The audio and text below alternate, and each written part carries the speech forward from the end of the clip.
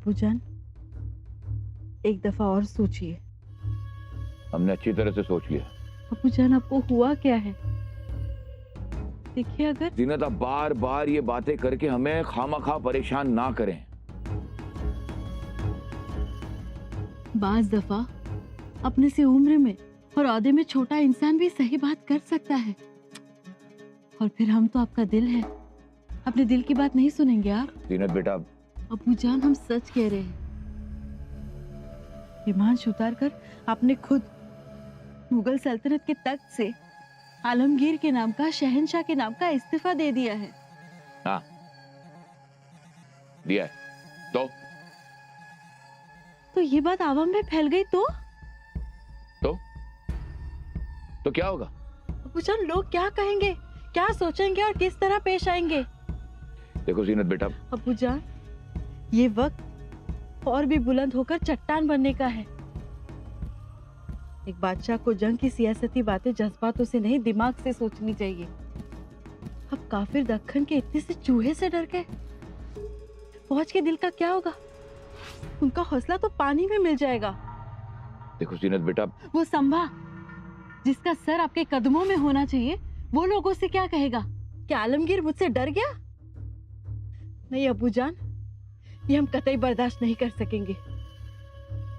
आप अपनी कसम वापस ले। नहीं, ये मुमकिन नहीं है। अबूजान, हमने कहानी सुनी थी। लाहौर के शालीमार बाग में बैठकर हमारे दादा शाहजहां 40 हाथियों का खेल देख रहे थे। मैदान में हाथी अपने करतब दिखा रहे थे। सामने घोड़ों पर सवार 4 शहजादे खड़े थे। करतब दिखाते दिखाते एक हाथी बेकाबू हो गया और सामने जो शहजादे थे उनकी तरफ जाने लगा। 3 शहजादे तो वहां से डर के मारे भाग गए, लेकिन एक शहजादा वही का वही खड़ा रहा। उस हाथी ने उसके घोड़े को सूंड से गिराया, लेकिन शहजादे ने छलांग लगाकर उस हाथी के ओर भाला फेंका। भाला सीधा उस हाथी के माथे में घुस गया। हाथी तुरंत नीचे बैठ गया। पूरा मैदान नारों से गूंज उठा। तो शहजादे आप थे अबूजान। दादा जान ने आपको 1 लाख का इनाम दिया था और फिक्र भी जताई थी ना? हाँ। तो अबूजान, इतने ताकतवर सुरमा को ऐसे गुस्से में किमांच फेंक देना अच्छा लगता है क्या? अबूजान, आप आलमगीर हैं। हाँ, इसलिए हम अपने इरादों के भी आलमगीर हैं। इसीलिए हम आपसे कह रहे हैं कि आप अपनी कसम वापस ले। आपको आपकी प्यारी बेटी जीनत की कसम। देखो बेटा, बादशाह सलामत, शहजादा मुअज्जम कोकन से आपके यहाँ आने के लिए रवाना हो गए हैं। और दूसरी खबर यह है कि संभाजी बिना किसी तकलीफ रायगढ़ पहुंच गया।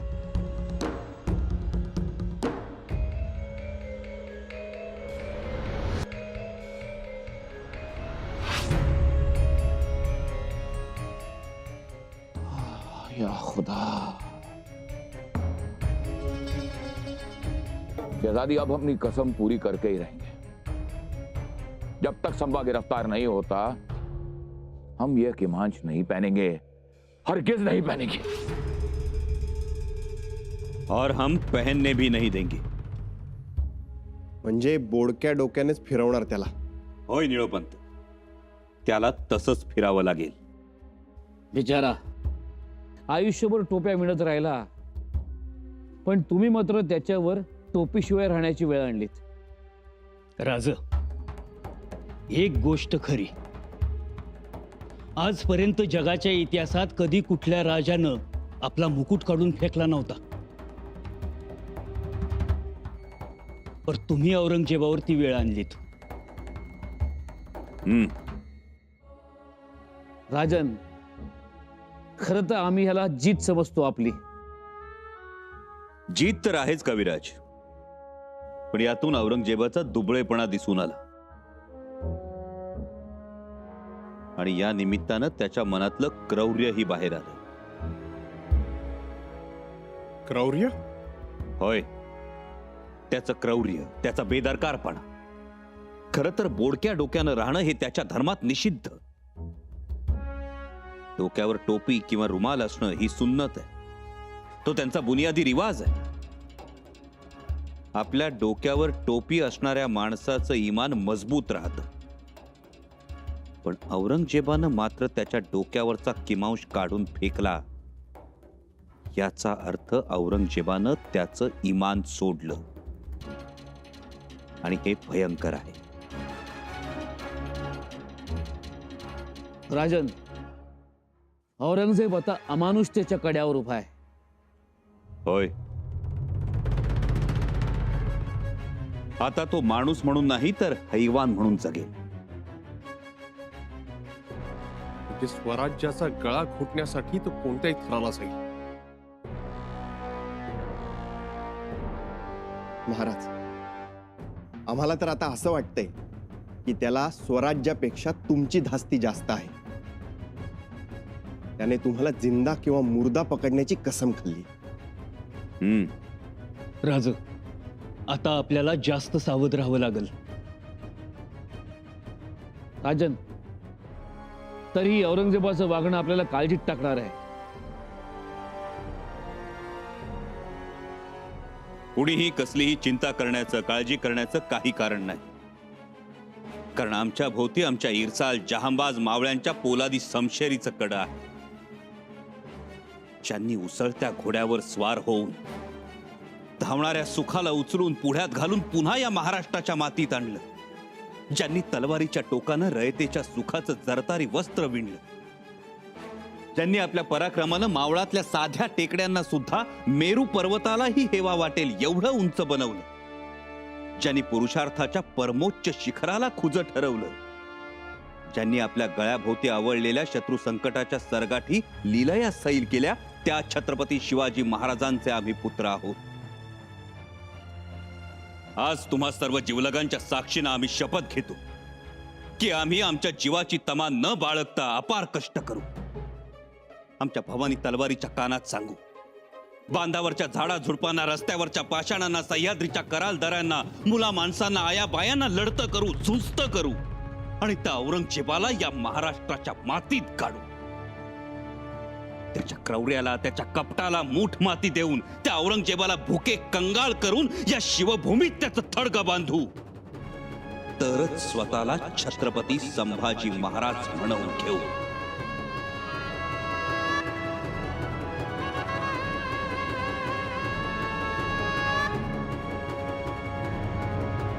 आम्ही ही प्रतिज्ञा केली आहे आणि ती आम्ही पूर्णत्वालाही नेणार आहोत. आणि ती पूर्णत्वाला नेणं गरजेचं आहे, जरुरीचं आहे. कारण आपल्याला अराजक नको आहे. या शिवपदस्पर्शानं पावन झालेल्या भूमीत पुन्हा आम्ही अन्यायाला पालखीत बसू देणार नाही. पुन्हा अत्याचाराला अंबारीत बसू देणार नाही. पुन्हा या भूमीवर तुर्कांचं खरकट सांडू देणार नाही. पुन्हा गोदाक्काची रोशनम्मा आणि म्हादूचा सादिक खान झालेला आम्हाला चालणार नाही. आणि म्हणूनच औरंगजेबाचं आलेलं हे परचक्र या भूमीत आम्ही कदापि राहू देणार नाही. जीवाच्या आकांतानं मोडून काढू. तुम्ही सगळेजण लक्षात ठेवा, तुम्ही आम्ही या स्वराज्याचे राखणदार आहोत. जे महाराजांनी उभारलं ते आपल्याला राखायचं आहे, तारायचं आहे. नाहीतर पुन्हा तेच सुरमा घातलेल्या हशमांची चाच, पुंडपाळेकरांचा उर्मटपणा, मोगली सरदारांचे खोडे, घोड्याला बांधून फरफटत नेला जाणारा घरातला करता, त्याच्या उघड्या पाठीवर बसणाऱ्या आसुळांचे तडाखे, आणि त्यांच्या माघारी त्याला सोडवायला गेलेल्या आया बायांच्या किंकाळ्या.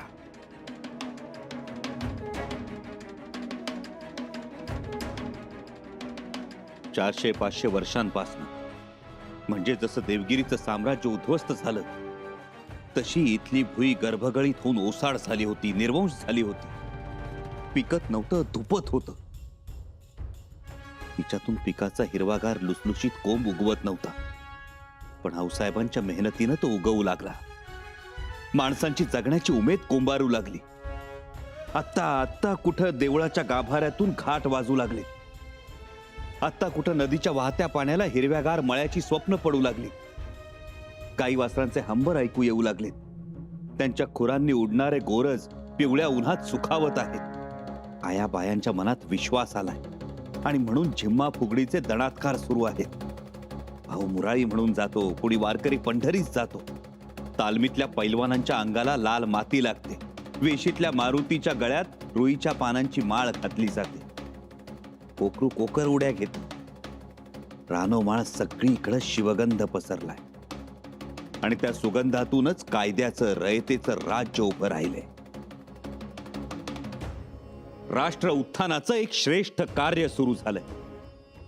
आपापसात झडणाऱ्या वैराच्या ठिणग्या विझल्या, चुडाचा अग्नी शमलाय. आणि ही सगळी शिवरायांच्या शिस्तीची शिकवण आहे.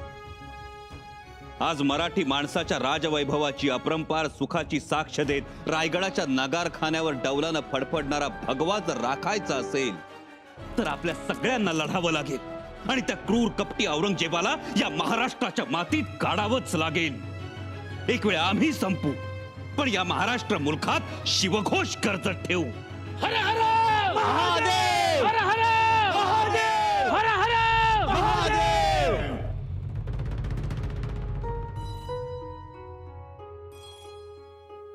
चंद्रा,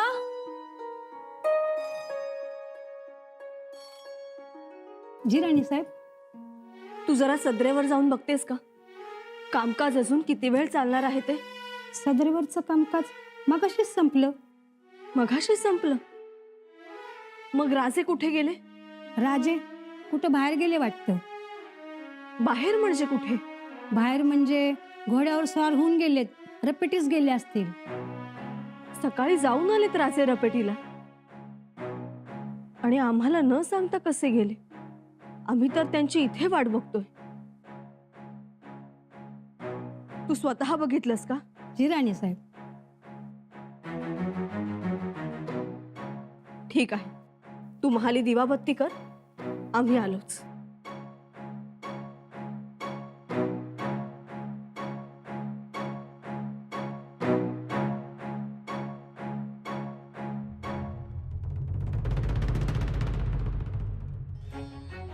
मातोश्री, या सुनबाई.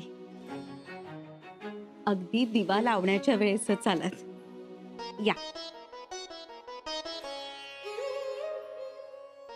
आता तुम्हीच लावा समया.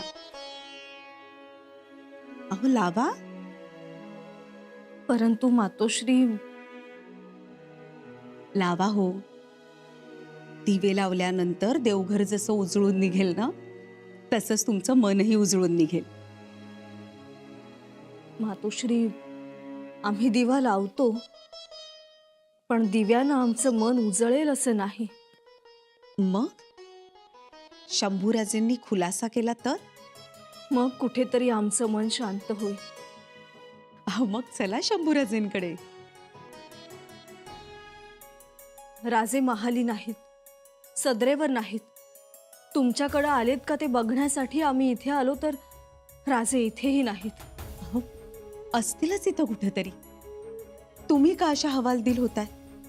हातोश्री, एकतर कालच्या त्या औरंगजेबाच्या खबरेनं आम्ही काळजीत पडलोय, आणि त्यात आज राजेंनी ही शपथ घेतली आहे. औरंगजेबाने डोक्यावरचा किमांश खाली फेकला, तो किमांश आम्ही त्याला परत घालू देणार नाही म्हणून. सुनबाई, शंभूराजे जिद्दी आहेत. तुम्ही निर्धास्त राहा. ते समर्थ आहेत. आता त्यांना रोखणारं कुणीच नाही. राजे, दूध घ्या. दूध? साय काढलेली आहे.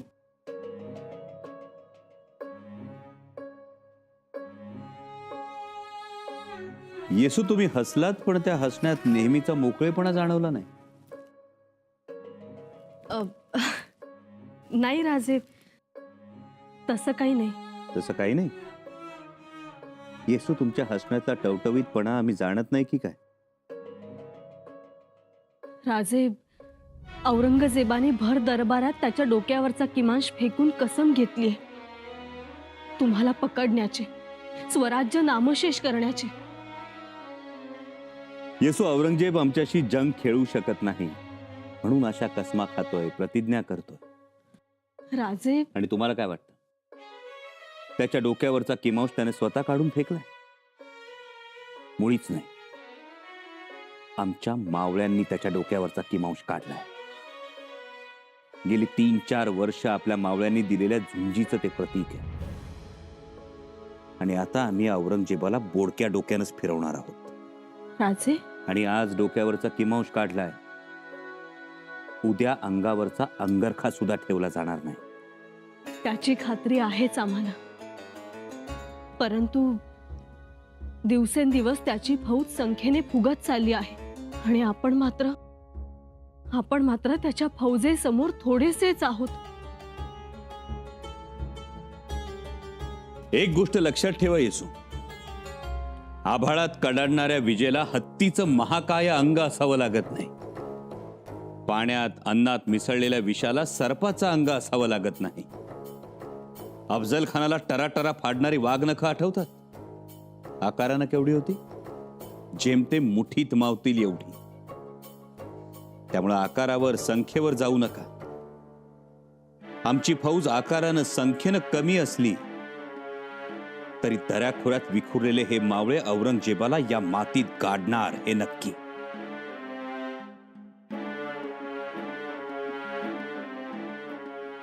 तो विश्वास आहेच आम्हाला. आहे ना? मग झालं तर. आणि दुसरी गोष्ट, आता ही लढाई थेट असणार नाही, कारण थेट लढाई औरंगजेबानं करून पाहिली आणि त्यात तो हरला. त्यामुळं आता औरंगजेब त्याच्या झग्यातून कपटाला बाहेर काढणार. काळजी करू नका, आम्ही सावध आहोत. कान्होजी काका, ऐकलं का नाही? अहो, पोर्तुगीजांचा फडशा पाडला शंभूराजांनी. ऐकलं? यो गोव्याचा राजा विजरई, त्याला पळताबुळी थोडी झाली बर का. होय, कान्होजी काका असं म्हणतात, आजवरचा पोर्तुगीजांचा ह्यो सगळ्यात मोठा पराभव. होय, झाला हा? आणि तुमच्या माहितीसाठी सांगतो काका, त्या विजरईला अंजती उपीट आणि त्या बेटाबरोबर 1,00,000 होनांचा नजराना देण्याची अट मोकाट मान्य करावी लागली. आता बोला. काय बोलायचं? बरोबर आहे. शंभूराजांनी समजासनीच तोंडात बोट घालायला लावली. काय बोलणार? ते झालं म्हणा, पण त्या शाह आलमची फौज आली होती ना? आली होती की. सपाटून मार खाल्ला बरं का त्यांनी. होय वय. एक एक मावळा, एक एक सरदार स्वराज्यासाठी प्राणपणानं लढला. आपले सेनापती येसाजी कंक, त्यांचा मुलगा कृष्णाजी कंक, त्यानं लई मोठा पराक्रम गाजवला म्हणतात. आले माझ्या कानावर. आणि काका, या सगळ्या गोष्टीमुळं तुमचा औरंगजेब लई मेटाकुटीला आलाय. भर दरबारात म्हटला, शंभूराजांबरोबर लढणं सोपं नाही. अहो, म्हणला असेल. कान्होजी काका, भर दरबारात डोईवरचा मुकुट काढून फेकला त्यानं. म्हटला, शंभूराजासनी पकडत नाही तोवर डोईवर मुकुट घालणार नाही. काय सांगता? मुकुट फेकून दिला? अहो, बोडक्या डोईनं फिरतोय तुमचा औरंगजेब. शंभूराजांनी पार दैना केली त्याची. हा? खरं सांगू का काका, तुम्ही जरा घाईच केली तिकडे जायची. म्हणजे तुम्हाला वाटलं असणार, एवढ्या मोठ्या औरंगजेबा पुढे, त्याच्या फौजे पुढे कसला निभाव लागतोय शंभूराजांना, काय टिकतंय स्वराज्य, म्हणून तुम्ही मारली उडी. पण झालं उलटच. किंवा औरंगजेबच हातबल झाला, गुडघ्यावर आला, डोईवरचा मुकुट काढून फेकला त्याने. आता हो, आता तुम्ही जरा सांभाळून राहा. म्हणजे काळजी घ्या स्वतःची, घबराव. काय आहे, शंभूराजे आता फितुरांच्या शोधात असणार, त्यांचं लक्ष असणार. आणि तुम्ही येताय फितुरांच्या. समजा चुकून जर त्यांच्या हाती गावला तर सगळा कारभारच आटोपला की. हा, काळजी घ्या, सांभाळ.